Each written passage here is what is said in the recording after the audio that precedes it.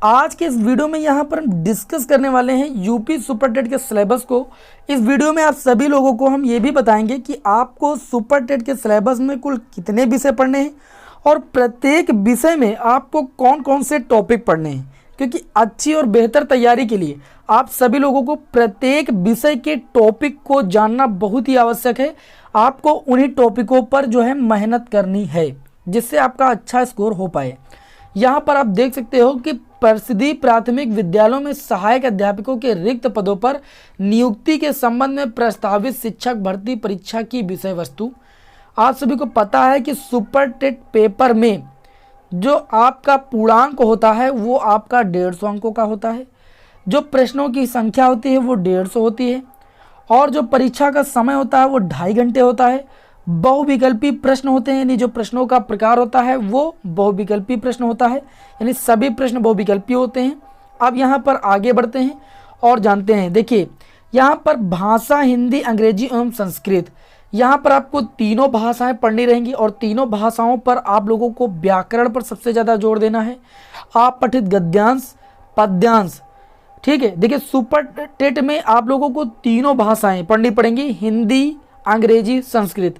TET में क्या था, हिंदी तो लेना ही था और अंग्रेजी, संस्कृत में कोई एक विषय लेना अनिवार्य था।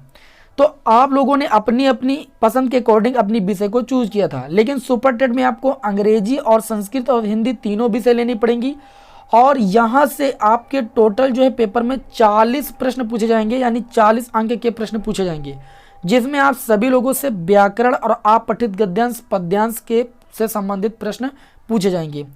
आगे यहाँ पर जो आपकी दूसरी विषय है वो है विज्ञान।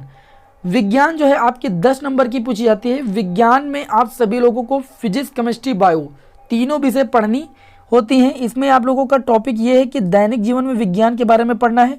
गति, बल, ऊर्जा, दूरी, ठीक है, और प्रकाश, ध्वनि, जीवों की दुनिया, मानव शरीर, स्वास्थ्य, स्वच्छता एवं पोषण, पर्यावरण एवं प्राकृतिक संसाधन, पदार्थ एवं पदार्थ की अवस्थाएं, ठीक है। तो ये सारे टॉपिक आप सभी को यहाँ पर पढ़ने हैं। इसमें जो भी टॉपिक दिए गए हैं वो फिजिक्स, केमिस्ट्री, बायो तीनों से संबंधित हैं और टोटल आपके 10 प्रश्न इस सब्जेक्ट से पूछे जाएंगे। अगली विषय है आपकी तीसरी विषय आपकी थी गणित, और ये देखिए यहाँ पर आपसे 20 अंकों के प्रश्न इस सब्जेक्ट से पूछे जाते हैं, जिसमें आपको पढ़ना है अंकीय क्षमता, गणितीय संक्रियाएं, दशमलव स्थानीय मान, भिन्न ब्याज लाभ हानि, प्रतिशत विभाज्य, गुणनखंड, एकिक नियम, सामान्य बीजगणित, क्षेत्रफल, औसत, आयतन, अनुपात, समसमीकरण, सामान्य ज्यामिति और सामान्य सांख्यिकी। इन्हीं से संबंधित आपके एग्जाम में क्वेश्चन आएंगे और जो कि 20 प्रश्न पूछे जाएंगे, ठीक है, 20 अंकों के होंगे। फिर हमारा अगला जो विषय होगा वो होगा भाई पर्यावरण एवं सामाजिक अध्ययन, ठीक है। इसमें देखिए आपको क्या पढ़ना है, पृथ्वी की संरचना, नदियाँ, पर्वत, महाद्वीप, महासागर एवं जीव, प्राकृतिक संपदा, अक्षांश एवं देशांतर, सौरमंडल, भारतीय भूगोल, भारतीय स्वतंत्रता संग्राम, भारतीय समाज सुधारक, भारतीय संविधान, हमारी शासन व्यवस्था, यातायात एवं सड़क सुरक्षा, भारतीय अर्थव्यवस्था एवं चुनौतियां, हमारी सांस्कृतिक एवं विरासत, पर्यावरण संरक्षण, प्राकृतिक आपदा प्रबंधन। आप लोगों ने कई टॉपिक ऐसे भी हैं इसमें जो पढ़े हैं टेट में, ठीक है, आप लोगों को कुछ ही पढ़ना पड़ेगा। फिर अगली विषय है हमारी शिक्षण कौशल।